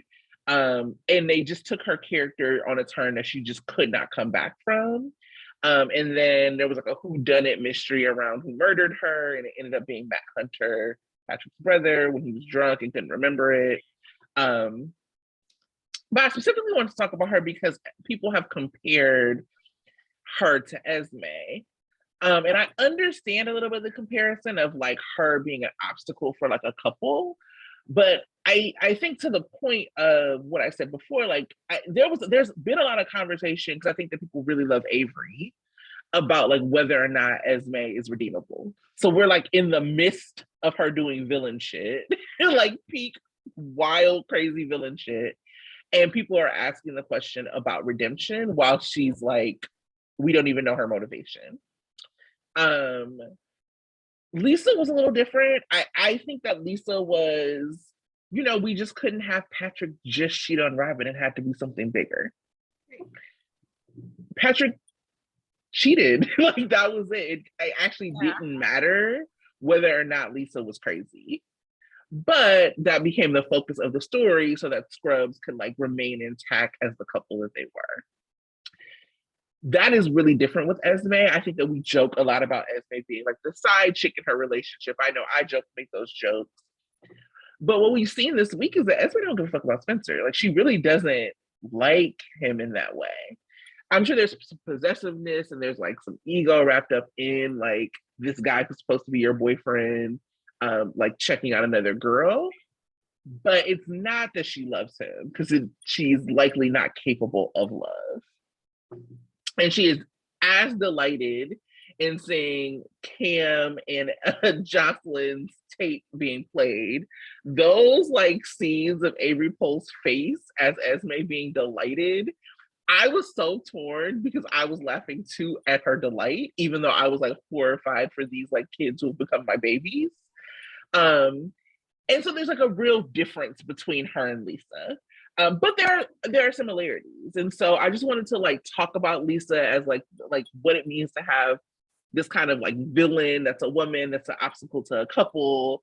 I think that there's been some conversation about like her absolving Spencer, which I don't agree with. I don't agree that Esme has like absolved Spencer of his wrongdoings. But just want to open that up for y'all. What do y'all think? What do you think that's a real comparison? Do you think it's not the comparison at all? All of that. Yeah, I don't think it's a good comparison because I mean, if I was to compare Esme to anyone, Esme and Avery to anyone, it would be Nell and the actress who played Nell, because I think Nell was diabolical. She had a purpose. I mean, we knew what her purpose. Well, actually, we didn't really know at first what her purpose was or who she was after. And she played you know, a little bit crazy well. She played sincere well. I mean, the actress Chloe Lanier, that's her name. Yeah. She was amazing. And you said at some point, like, she had a point in some of her arguments against Carly. I mean, sometimes I rooted for her, but other times I was just like, you're a mess. But I think, you know, the character and the actor together are more comparable to Avery and Esme than Lisa Niles. I barely remember what Lisa Niles did. I was like, Lisa Niles, what did she do? You know, and no offense to the actress, but I'm just like, she did not make an impression on me. I wasn't trying to figure out what she was about. I didn't want to know what her backstory was. I didn't care. She was someone that Patrick slept with. I guess I cared more about Patrick and Robin than I did about Lisa. She was an obstacle and that's it. I didn't really want to see more of her on television. I didn't want to see her character stay on. I didn't want to know anything about her, but I want to know everything about Esme. What motivates her, what she's going to do next. I hope she's not going to be kicked off the show when her villainy ends. I want her to be redeemed or not redeemed, but I want her to stay because I care about her and the actor. So it's not a good comparison, I don't think. I think there are ways, like, I can see why the comparisons actually happen with both Lisa and I think lots of people make, I mean, I think the comparison that has happened the most has actually been with Nell, because there also is just such a striking physical resemblance between the two of them. So people like thought they were sisters, or they thought that Esme was Nell, which, I mean, I never thought any of those things. I never thought there was an actual literal connection between them. I think what was the similarities with Lisa is like the fatal attraction stuff. I think but I think what's different is that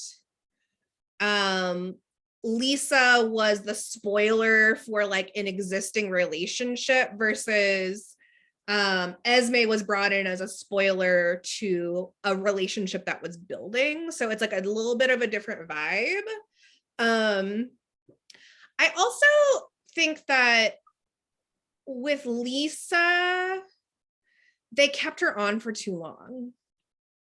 It's the problem that they have with like actually all their good villains, because I think Lisa was actually a great villain. You did start off being like, I don't actually know, is she crazy? Like there was like a little bit more of a mystery to like her motivations. And obviously with Esme, we don't know her exact motivations, but we knew from the get-go she's evil and she's crazy, right?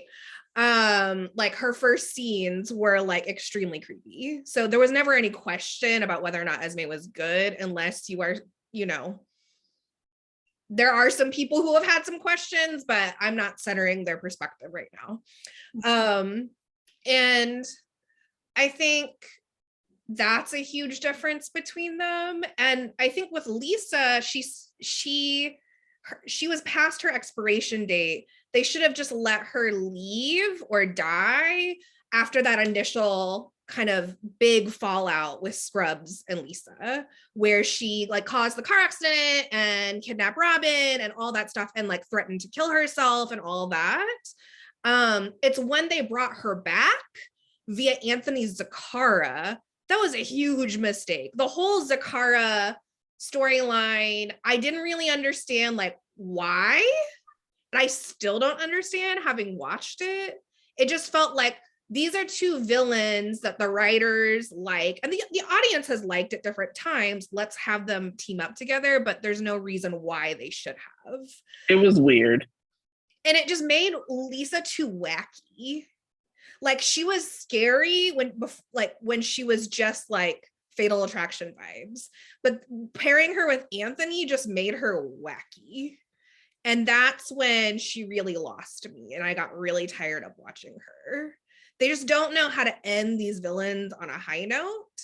And that's what also concerns me about Esme. Is like the pacing around her, and like sometimes people are so good that you actually don't want them to stay around, because where is their for her character to go at this point, after even just the things she's done so far, and we know she's going to do more. So I'd rather them just like commit to telling a whole arc with her story than try to like perpetually keep her on the canvas, or have her be like a villain that goes away for a while and then comes back, but not be a part of like the everyday fabric of the show after this arc, after her overall like initial arc is over. I kind of feel like she has a way to go, in the sense like if she's at all redeemable, it could be through Kevin. It could be, you know, if she's related to Ryan. I don't know. We don't know that yet. But I think there's potential because she has roots now into the show. She's not some like Lisa wasn't related to anyone as far as I know. I don't remember because I didn't invest in her, so I don't know. But Esme, she kind of has roots, and she has a possibility because Kevin, I don't know if Kevin is interested in changing her or not, but I think he started watching her because he felt like she needed to be kept an eye on. But I'm wondering how he will react to her once he finds out that she's possibly his niece. Like maybe she'll think, okay, this is my chance to redeem her to make up for Ryan, which I messed up on. Or I don't know. But in any case, there's possibilities for her, which I didn't really see with Lisa. For me with Esme, I mean, I'm not really interested in even talking about redemption for her because, anyway, I'm just not. I think that Avery's amazing. I also think that I don't know if the writers know or knew where they were going with her.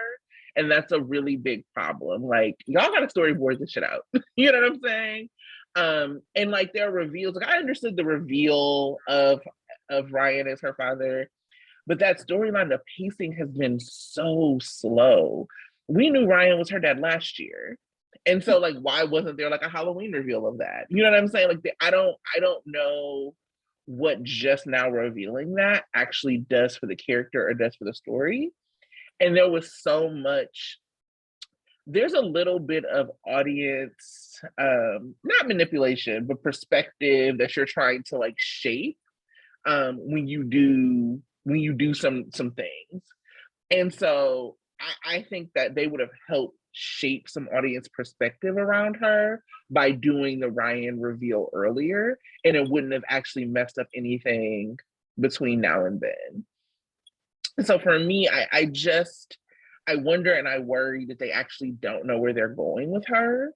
And that is going to end up being like the problem with the character. I think that that's what, I mean, I don't think Peter August was ever a good character. I don't think it was ever, I never wanted to like think about Anna and Faison having a fucking kid. Like it was all bad. And I think that they just didn't know where they were going with the character. And so they had him being like, I'm the dude behind the invader, and now I'm an evil cartoon character. And I am worried. I don't worry about the acting for Avery, but I do worry about the character and them overplaying their hand with her and her overstaying the point of being interesting or the point of like actually driving really good plot. Yeah, the issue with this story is not the acting at all. In fact, it's like almost like it's not harmful. It's always like we always want the best acting, but it's almost like they over rely on how good the actors are. And that buys so much goodwill from the audience. And I think part of the issue with GH, I personally am like, I'm a pretty generous giver of suspension of disbelief when I'm watching something. Like I am very willing to suspend my disbelief and like leave questions, like have questions, but not let them distract me from what's going on. Because I like to just lead with trust in writers and in actors and in creators. And I also understand that in storytelling, trust is a currency between the creators and the audience. And so you can take risks when you have the currency or credit to back it up. And the problem is that GH, they've wasted a lot of their trust currency with the Peter storyline, with a lot of holes that they've left in this particular storyline. They lost a lot of my trust with the cabin. Go ahead.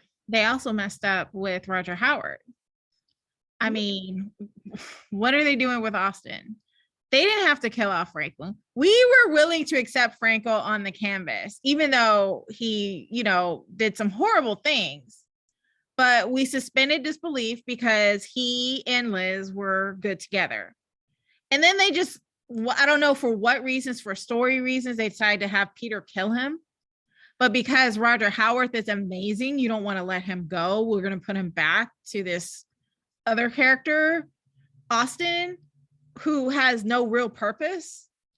And we're still trying to figure out why he's there. And they're putting him with Maxie, which doesn't go. And just, so they messed up. So I can see why you're concerned about Esme, because they messed up with Roger.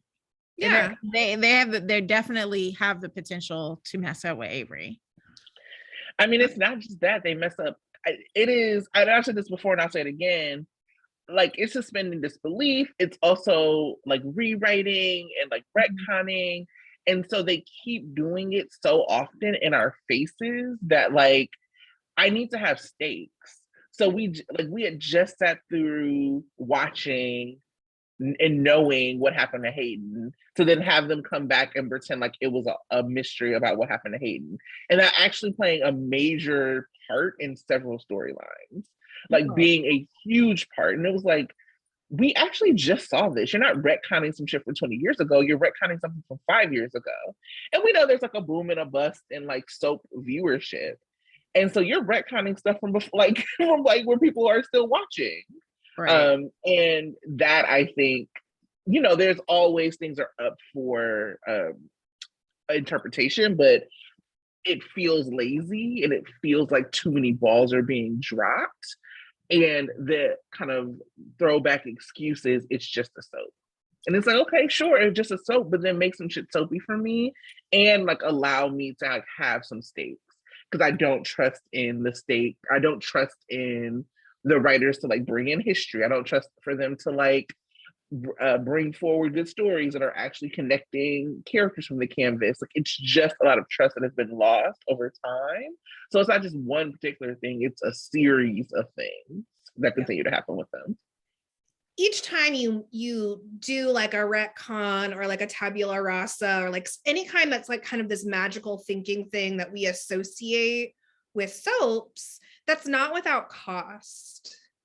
Like you rack up in the accounting of the audience when you do that too much, because it becomes it kind of insults the audience's intelligence.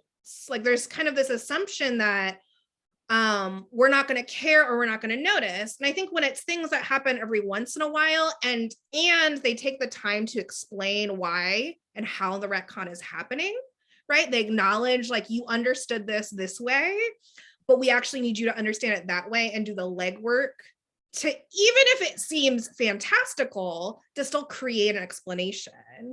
And I also think a lot of this has to do with like privilege in the writer's room and like what it means to earn trust and what happens when you spend that trust incorrectly. So you see that actually with, if we want to take this to prime time, male run plot heavy shows like Game of Thrones and Lost are great examples of that. You know, like Lost, I was an OG Lost fan watching when it was on, and I was like one of those people that was tracking like every little thing and like, what do the references mean? And like get on the Lostpedia, like what is this? And so I like, by the time you got to the end of the show, it was so clear that they didn't know what was going on and that all of these things were not going to be answered. And again, I'm not a viewer that needs everything to be answered. I like things, leaving some things unexplained. I like some mystery at the end. And I don't ever believe in like neat endings, which is why I'm also a perfect soap opera viewer. Because I'm just like, let's just leave things up in the open forever. But when you do that, you also give the audience no reason to trust what they see on the screen and to pay attention as closely as you would like them to. I think it's such a testament when people are paying attention to the details of the show. And so to like just ignore the details or to assume that we're not going to pay attention or care is really actually quite insulting and not a strategic move. And it's also when you retcon, it needs to be worth it. You know what I'm saying? Like, it needs to be because this is actually leading you into a great storyline. So like, sure, Victor Cassadine was dead, but we about to bring back Victor Cassadine Sheffield and you're gonna fucking love it. And I do. So you don't ever need to explain to me why a Cassadine came back. Bring them all back. And I will follow you. Helena can show up tomorrow on the couch looking, drinking a cup of tea, and I'll be like, let's fucking do it. Because it's Helena, right? So, you know, even with the like bringing back of Jake, which was like really bizarre from Cassadine Island, it was like, okay, we got a chance to see like Luke and Laura back with Lucky. We got a chance to like bring Liz, her kid, back. Yes, all of this was weird, and it was important that then Robin and Patrick were like, what the fuck? Because I thought like all of that was like really important because it was like, yes, y'all did see this 5 years ago. And not, y'all ain't see that. Like, we grieved Jake with Elizabeth, and then we were like relieved when Joss got an organ. Mm-hmm. You know what I'm saying? Like, we saw all of that happen. And so to pretend like we didn't doesn't make sense. And it needs to have like some payoff. Because if you would have told me, and I've said this before, you know, 10 years ago that one of my favorite kids on campus would be the liaison baby, I would not have believed you. Like, I just would not have. And I really like Jake. I think Hudson West is an amazing young actor, and I'm glad that he is back. And I'm glad that the timing and the scheduling has worked out to have him back on the show as Jake, because he's really good. And so that is an example of being worth it to like retcon. Whereas to like the who shot Hayden shit, it was like, there's a bunch of other things that you could have done. Because like we have all these loose ends now. Didn't Hayden mama die for no reason? Right. What was the point of that whole thing? What was the point? Who was the other person in the cell with Drew? Drew came back after 2 years of captivity, hella normal. Whatever, we'll just let that be. But there was like another woman there. We have no idea who that person was. Did she get crushed in the, tunnel, or is she still there? It's just like all of those things are like up in the air, and that is the kind of currency, to Sandra's point about what the writers like. What are y'all doing? And the fact that they have they spend their currency the way that they do, because I think another piece of currency is like shock value. And so with the Esme Ryan scenes, my issues was not the acting. The acting was great, and it always will be between those two. Separately and together, they're great. It felt like I could see a couple different ways that the writers were trying to play it. Like, one was playing with is Esme Ryan's daughter, or is this like a kink thing or something? Or is this like just like weird thing that psychos do? Or is there some overlap, right? There's some incest vibes that were being implied, right? And I think that scene would have played out really differently if we hadn't, as an audience, just basically known for months that she's Ryan's daughter, right? They've been like they made that. I mean, that was a thought that popped into my head as soon as we knew who Esme was, right? That she was Spencer's girlfriend. Like, immediately I was like, oh, that's who's been corresponding with Ryan. And the more that we knew about her, like, she's an orphan, blah, blah, blah. We don't know who her real parents are. I'm like, yeah, she's Ryan's daughter. But like, that would have played out way different in October, right, than it would now, right? Because immediately that goes straight into the incest territory as soon as the scene opened. And it was just, I don't trust them to handle that with any kind of sophistication, because they don't show, like, like with the cabin being the prime example, they don't show that they can handle sensitive material well. Because what we actually know about Ryan and Kevin was that they were both, and this is a content warning for sexual assault, but they were both molested by their mother. And that's like, that is actually the root of Kevin's loyalty to Ryan, was survivor's guilt, because he got to leave. And Ryan was actually the one who was the main victim of his mother. And so to have, like, people were saying like, oh, well, it makes sense because of this, why they had to have that dynamic. Sure. And do the writers have this range, right? Does the show have the range to do this in a responsible way? This isn't the 90s anymore, right? This, again, we want to update our soap tropes for the time. And so I just don't trust them to they don't have the credit with me for me to be like, you know what, I'm along for the ride. I'll suspend my questions. I'm holding on to my questions. Yeah. I'll say one more thing, and then if we can move to hot takes, would that work? I think that it's also that there is no other balance on the canvas. So like, if we're going to do creepy storylines, we should also be having family storylines. We should also be having romance storylines. We should also be having all of these. And like, there is no, and like, obviously we know happiness doesn't last for a long time, but we don't have any happy couples. We don't have anybody who's having like just romantic, sweet, fun times that are not tied up in something else. I think maybe the closest that we have is Sante, and they don't even really have a story. They just kind of like show up and throw some Kim and other people's stories and then go bounce. You know what I'm saying? But there's not like these love stories that are playing out on screen. They're all angsty, and they all, like, the things that are angsty like don't make sense. If Brooklyn and Chase are going to be together, y'all too grown to have whatever this is a boundary. Go be together. Whoever else, if there's just like no, like now, like Soda have like whatever. We've had to sit through Nixon Falls, to this, to that. If Sona is rising, go fucking rise. Please. Just go do it. And so we don't even have those things to hold on to while other things are playing out on the canvas. Yeah, I'll throw it to y'all for some hot takes before we head out. I don't have much. Tell us what you got. Right. What you got. Oh, do you want to go first, Tanya? Sure. What did I have? I'm looking at my phone right now. I did the I once over 5 times already. Okay.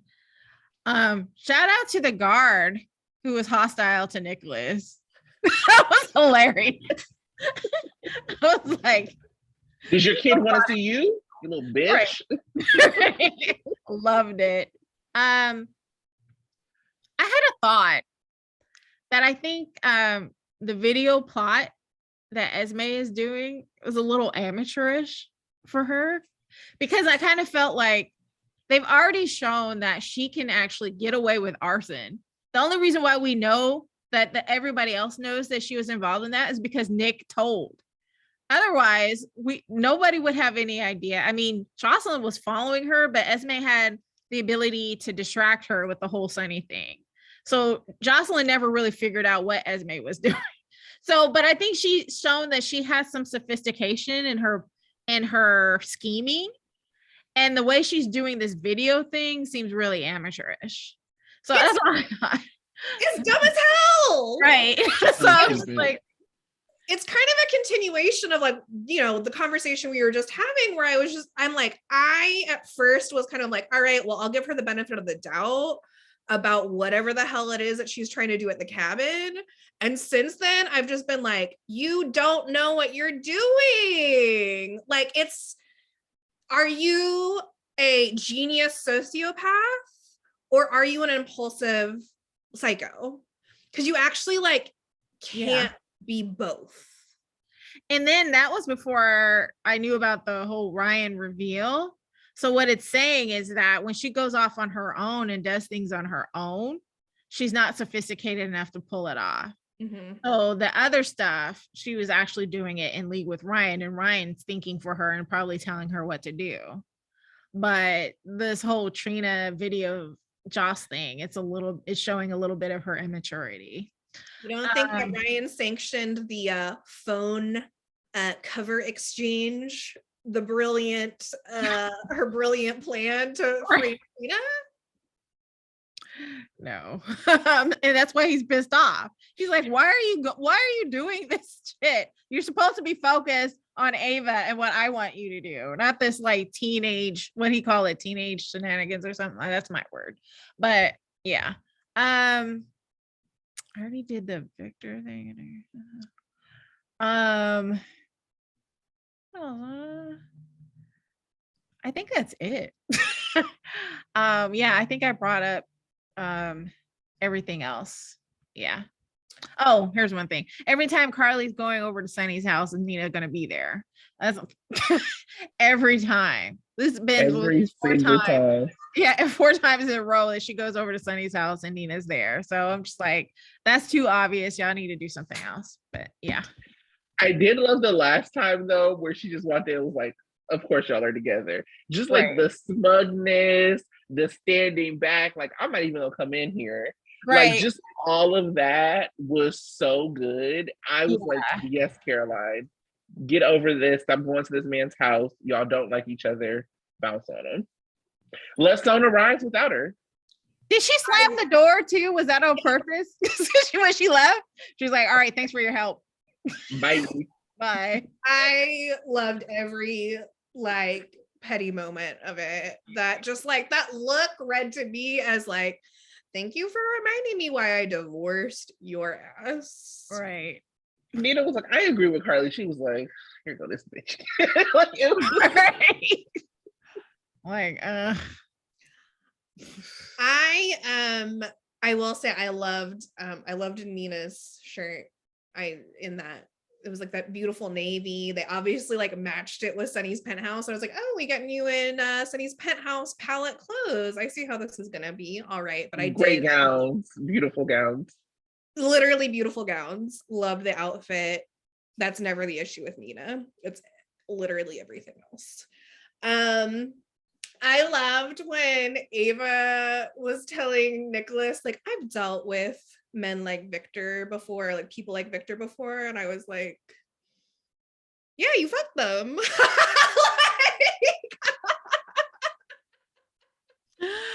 oh. You know, got it in with a couple serial killers, mobsters, like, you know, Ava, I see you. And I welcome it. Deal with Victor. You know what I'm saying? Like, deal with it. Not the in the window, not deal with it. Deal with it.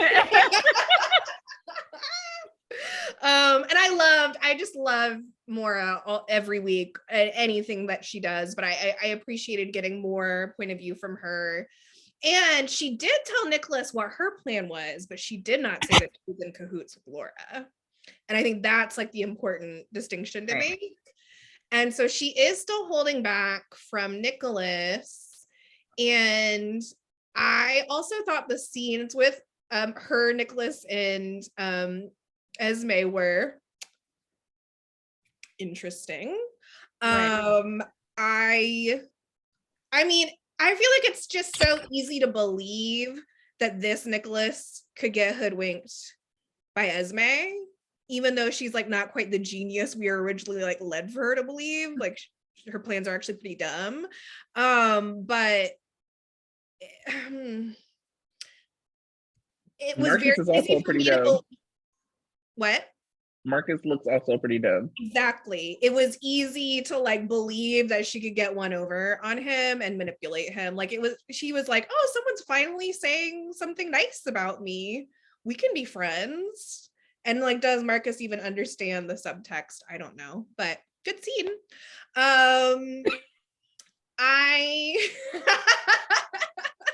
Wait a minute. We need to mark this down because you said good scene. And Marcus was in, yeah. Yes. I didn't, and I'll be clear, I did not say that he was good. No, that's true. I did think it was a good scene. It was a scene I paid attention to and I wasn't cringing. I also thought outside Marcus Cuomo world in this video, so that's basically it. I will. I did like the scene between Marcus and Nicholas Chavez, the Spencer Nicholas scene. Okay. Mostly because of Nicholas Chavez. Yeah. Again, you can make me feel something about y'all being reunited. Give this kid his Emmy already. It was subtle, moving. He also talked about his better angel, and I know he said it was Victor, but we know it wasn't Victor. Well, it's Trina. And Finn Lizzie. I love that they broke up. No notes. Stay broken up. Like, if this is actually one of Liz's alters, you know, I have questions about the conversation that she had with Cameron, but no notes about breaking up with Finn. That was it was great. Loved it. Do it again. One question, and I do want to again shout out that Brooklyn Sands blazer. Looked so good. Also with the silky top. Yes. That just in black, and Nina had it in blue, and I liked both of them. Yeah, I thought Brooklyn looked great. Great. Speaking of Emmys, and this is my ignorance, has John Lindstrom gotten an Emmy? I think so. Oversight Emmys. Oversight. Okay, go ahead, Tracy. Oh, I didn't know Sandra was done because I was about to Google John Lindstrom and me. Oh, I'll do that, and you can go with your hot take. Look at us, we're working together. Look at these. I actually got my phone to do that. I have a few. How can Portia and Curtis afford Jackson's house? Portia got that doctor money. Doctor money ain't the same as billionaire money. Trina, I don't know if you know this about me, but I'm a venture capitalist. Like, that's not the same money as doctor money. Doctor and club owner money. It's not the same money. Well, you don't know about that club. You know, people love live music.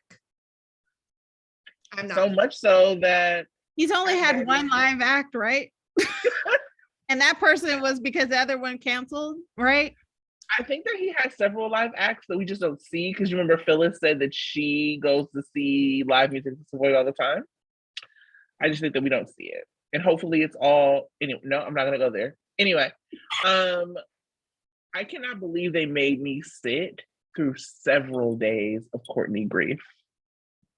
I don't care about Courtney. Nobody does. That's a retcon. Nobody cares about Courtney. And I'm mad that all these magazines made me think that they were bringing her back. Like, I would have been interested to see her with Nicholas Chavez to see how he does with her. But I'm good. Just this memory thing, I was just not. I don't know, because I'm interested in Nicholas as an actor and how he reacts with his mom. I would have loved to see that. I'm gonna reflect your words. I don't want to see it. I'm gonna reflect your words back to you. Part of Spencer is that he's never had a mother. That's his characterization. And so I actually wouldn't want that to change unless like Alicia Willis was just like the most amazing actress in the world. And then I would be like, I feel robbed that we haven't seen her with Nicholas Chavez. But I will say I don't feel robbed. Yeah, I think maybe it's because I went through the whole memory lane thing and I was looking at Spencer as a young kid, and he had this scene with her, you know, the dream thing, and I thought that was actually really great. So I would have been like, oh, if she came back and tried to be like, look, your girlfriend is crazy, Trina's the one, and blah, blah, blah. That would have been interesting to me. But I understand she's not, you know, that compelling, I guess. But that's the best thing that Courtney ever did was die. And no notes about that. Well, the best thing she ever did was have Spencer and immediately die. Right. And that's where I have no notes. Bravo. Bravo. Trina quoting Maya Angelou. That's how you know shit was about to be real. Woo!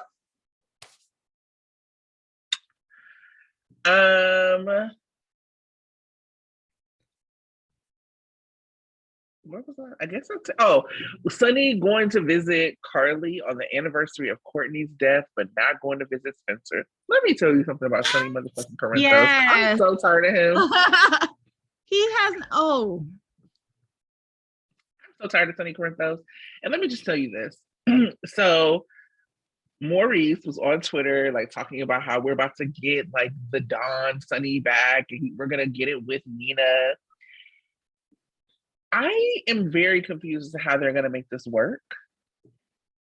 Part of what made Sonny compelling to anyone, not to me, but to anyone, was the relationship with family and the relationship with Jason. I would actually say that the relationship with Jason is on the same level of importance for the character of Sonny as the relationships with Carly and Brenda. I don't know how Sonny runs the mob without Jason, and I don't know how he functions as a character without family. So I don't know if maybe Dante and Christina will like be there for him, but we know he's about to go to war with Michael. He's done too much to Michael. He's gotten Brad out of jail. He behind his back. He is now like saying it's not just that he's with Nina, but now he's like involving Wiley with Nina. And for me, look, this is my anti-Nina. I think that the show should have gone further into like saying what Nina did was fucking crazy. Because now there are people who are like, oh, well, why would what Nina did impact her seeing Wiley? What she did was fucking unstable. Right. I wouldn't want her around my child either. And so like you can like it, you can think it's romantic, you can think her and Sonny are a great couple. That's all fine. But the facts of what she did were unstable. She built a whole nother world with Sonny somewhere else and drove back and forth to see his family and to like play with his grandchild, the grandchild that they share. So when she showed up to Sonny's house and was like, oh yeah, our grandson, I'm like, oh, do you remember now that y'all share a grandchild? Because when Sonny tried to FaceTime you when you were visiting Wiley, you were acting wild because you didn't want people to see him. Like it like the idea that what she did was like as if it was like normal or okay because people don't like Carly and Michael. That is like I think a really interesting way to look at soaps. And for me, it's not that I think that it's okay that things are fantastical. It is that it is a soap, so fantastical things happen, but not that we should be like, well, because it's a soap, it's okay that this happened. You know, like that for me is the difference. So I'm very curious to see if Sonny's at war with Michael, if he's not married to Carly, if he doesn't have Jason, like how his like being in the mob is impacted. And they talk so much about like how you have to be a person of strength and whatever. And I actually feel like for me, if I'm like another mobster, you know, I'm another mobster, I would look at the relationship with Nina as like a weakness. That this person like broke up your family, kept you away, did all of these things, and now you are like in relationship with them. When they've already had a good relationship with Carly, like Carly showed up, Carly was like respected.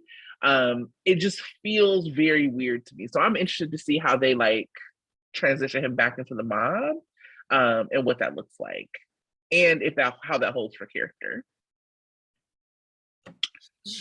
But I don't think Nina doesn't want to be with a mobster, so I don't see how that's gonna work. I mean, her whole deal with Sonny is that he's changed because he's Mike, you know, and so I don't know how that's gonna work. But she was also a Valentine apologist. Yeah, she was.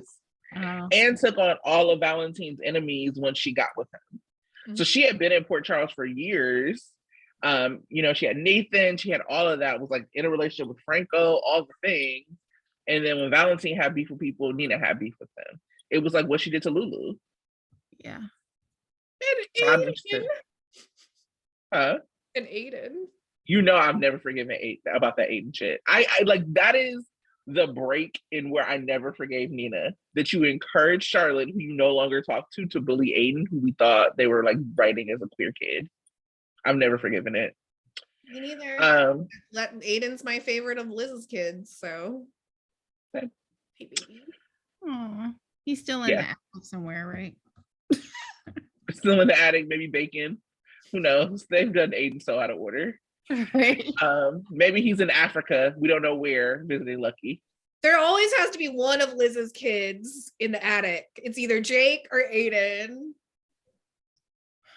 Cam probably wishes he's in the attic right now, honestly, but probably. Sonny and Jordan. ... What is happening? I like nuJordan though. She's gorgeous. Keep her away from Sonny because that was crazy. I was like, are y'all about to get away? The music was so sexy too. Like I was like, she was like standing so close to him, and you know, like spicy. Oh, what's going on? I don't like it. It's very weird. I put no one cares about Courtney ×2. I guess I was very in my feelings that they kept talking about Courtney.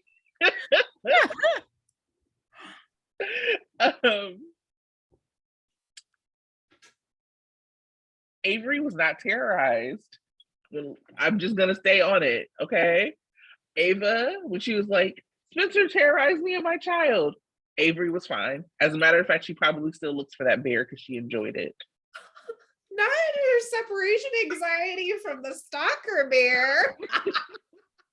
Avery always like a bullshit toy. She loved the maternity test necklace. She loved the stalker, which Nina is wearing again, by the way. Yeah, she sure is. She loved the bear. Let that girl live.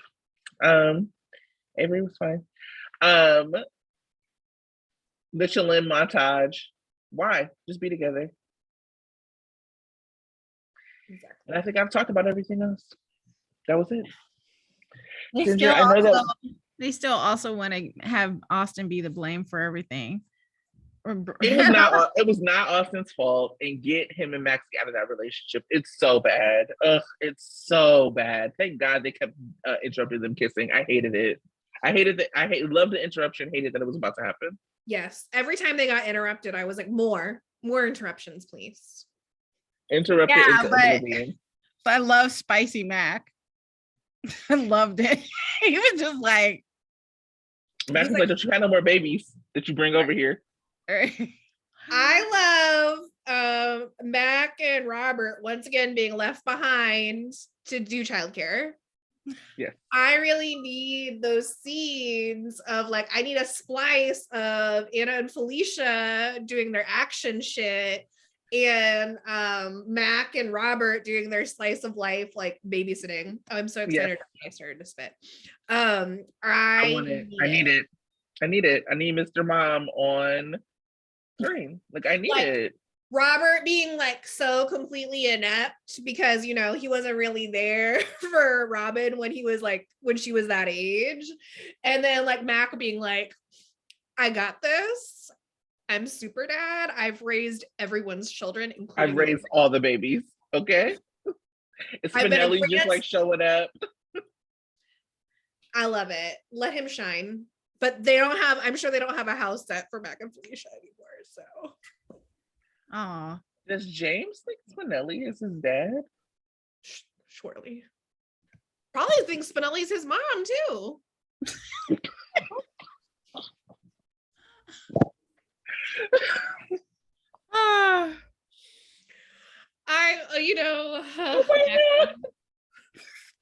Maxie slander. I can say this because I've grown up with her. Same, Xenon.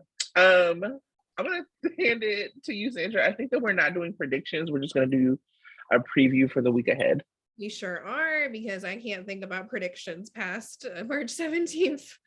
So we're gonna start off. Well, we were just talking about there's gonna be some mob stuff that starts brewing this week. So we know from Soap Opera Digest that Selena Wu is back. She's coming back to the show this week. And she's going to try to convince Curtis to let her use the Savoy as a front for an illegal gambling operation. And she wants Brad to run it.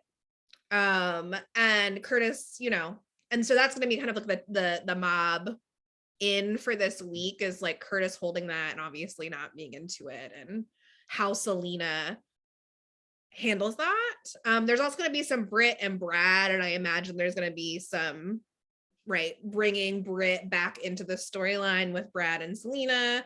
Watch out, we're watching you with this Asian auntie shit, GH, we're watching you.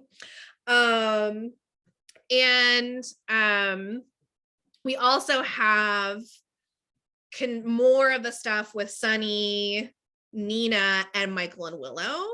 And so it looks like there's going to be, you know, Sonny already named he was going to run some interference with Michael. And so I think we're actually going to see that play out on screen, as well as there's supposed to be a scene between Nina and Harmony, which will be interesting because we've already seen Harmony see Nina from afar at Charlie's and get really uncomfortable. So it's like kind of cause speculation, like, oh, does Harmony actually know that Nina is really Willow's daughter or mother? We'll get a little bit more of Elizabeth and that storyline. Her and Drew will be together. Finn apparently is going to get to the bottom of a secret. Somehow I doubt that. And Jake worries Liz will never forgive him. I feel like that it's a red herring. You know, that Jake's not the stalker. But it will be interesting to see like what it is that Jake thinks that Liz won't be able to forgive him for.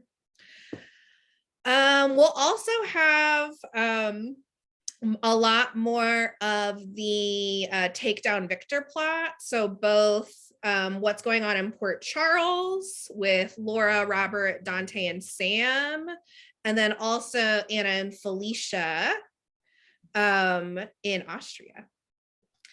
And there is a lot of Sante too.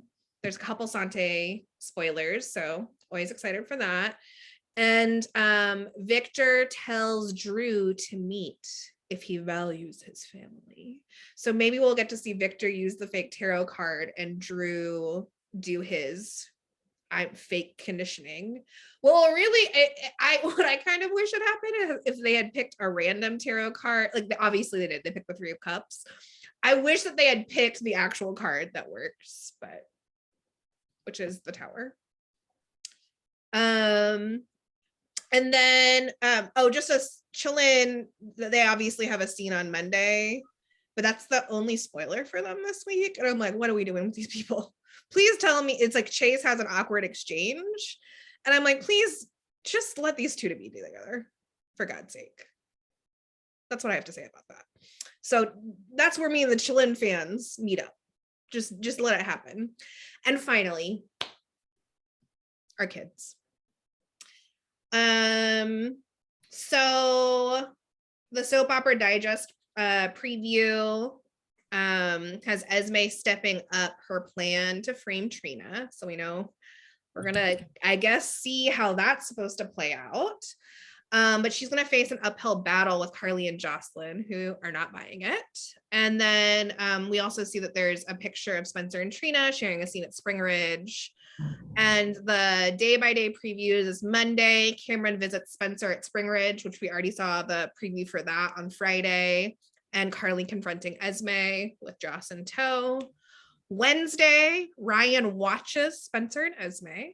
So Tanya, you're gonna get another layer of that interaction. Mm-hmm. And Joss's study session takes a turn. I'm very nervous about that. And then finally, Thursday, March 17th, Trina makes a decision. Oh.